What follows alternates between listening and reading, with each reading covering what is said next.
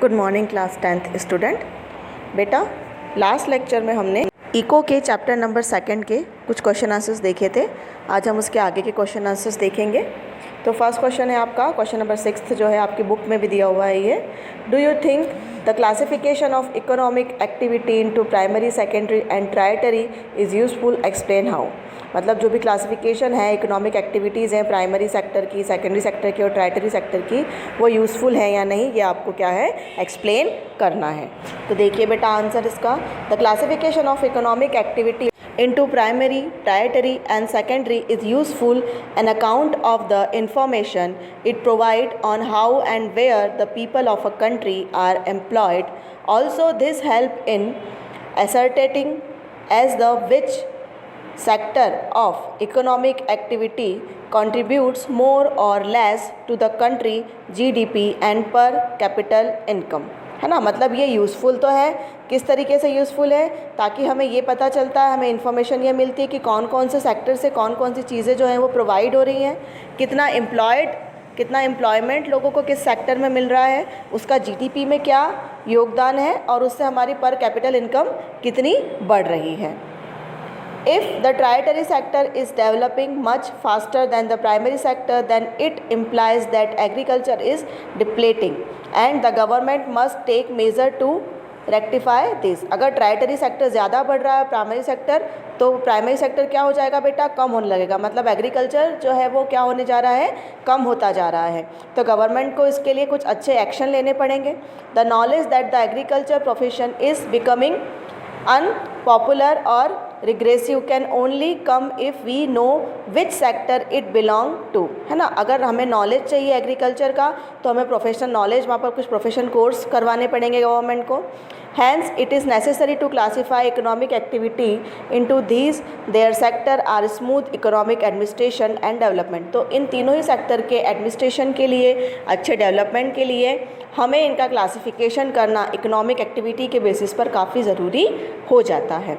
Next question है बेटा, for each of the sector that we came across in this chapter why should one focus on employment and GDP, could there be other issue which should be examined, discuss।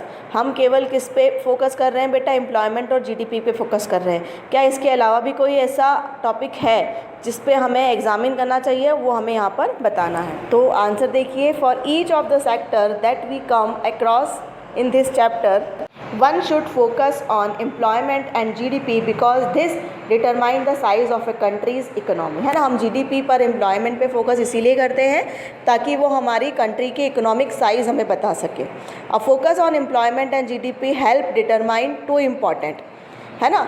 दोनों ही क्या है, important है। GDP पे भी और employment पे भी focus करना दोनों ही काफ़ी इम्पॉर्टेंट है।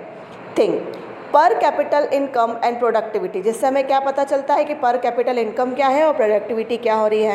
Hence in each of the 3 sectors employment rate and status as well as its contribution to the GDP help us understand how that particular sector is functioning and that need and what need to be done to initiate further growth in it. जिससे हमें ये पता चलता है कि हमारे GDP में कितना कंट्रीब्यूशन हो रहा है, ठीक है, पर्टिकुलर सेक्टर कितना हमें फंक्शनिंग करके दे रहा है और हमें उसके अंदर क्या इनिशिएट वर्क करना चाहिए जिससे उसकी और ग्रोथ हो सके।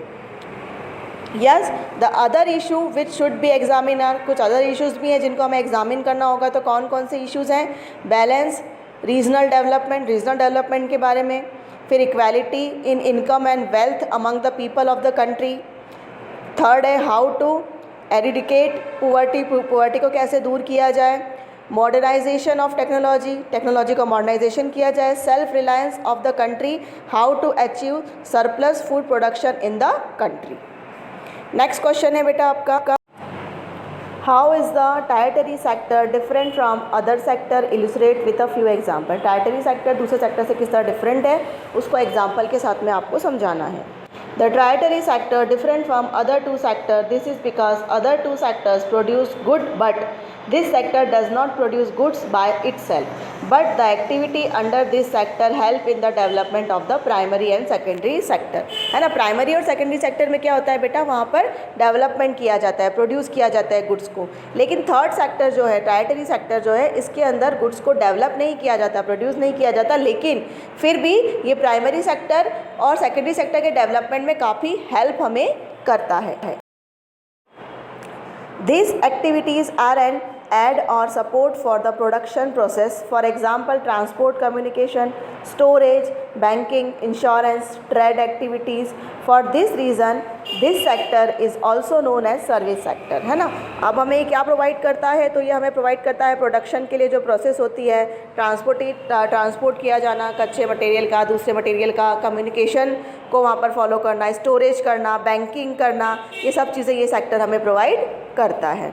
नेक्स्ट क्वेश्चन है बेटा, what do you understand by disguised unemployment, explain with an example each from the urban and rural area.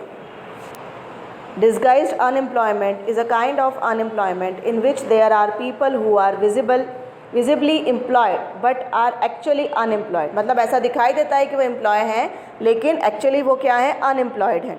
This situation is also known as hidden unemployment, इसको हम हिडन अनएम्प्लॉयमेंट बोल सकते हैं। Such a situation more people are engage in a work than require, है ना। अब सब work में बिजी तो रहते हैं लेकिन जो रिक्वायर होता है उसमें नहीं होते हैं। For example, in rural area, this type of unemployment is generally found in agriculture sector, है ना, एग्रीकल्चर सेक्टर में ज़्यादा पाई जाती है। In a family of 9 people, all are engaged in the same agriculture plot, सभी सेम एग्रीकल्चर प्लॉट पर engage होते हैं। But if 4 people are withdrawn from it, there will be no reduction in output, लेकिन जो output है वो वहाँ पर उतना नहीं मिल पाता है।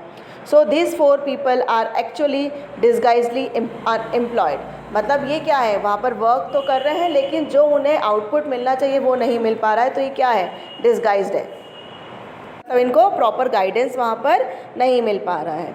In urban area this type of unemployment can be seen mostly in service sector, सबसे ज़्यादा अनएम्प्लॉयमेंट कहाँ पर मिलती है, अर्बन एरिया में, सर्विस सेक्टर में मिलती है।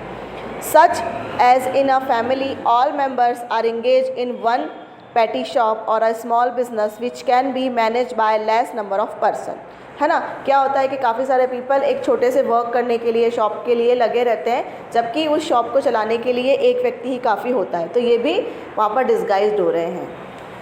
नेक्स्ट क्वेश्चन है बेटा, distinguish between open unemployment and disguised unemployment, इसमें आपको क्या बताना है, डिफरेंस बताना है।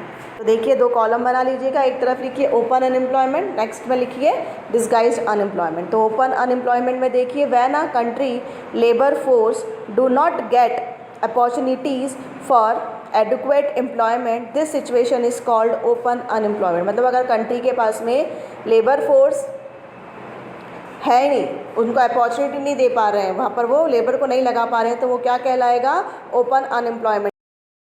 चलिए अब डिसगाइज्ड अनएम्प्लॉयमेंट में देखते हैं। This is a kind of unemployment in which there are people who are visibly employ but actually they don't have full employment, है ना। विजिबली तो हमें दिखाई तो देते हैं कोई एम्प्लॉयड है लेकिन एम्प्लॉय नहीं होता है एक्चुअल में, but actually they don't have full employment. In such a situation more people are engage in a work than required, मतलब जो वर्क के लिए रिक्वायर्ड नहीं है वहाँ पर उससे ज़्यादा लोग क्या कर रहे होते हैं, काम कर रहे होते हैं।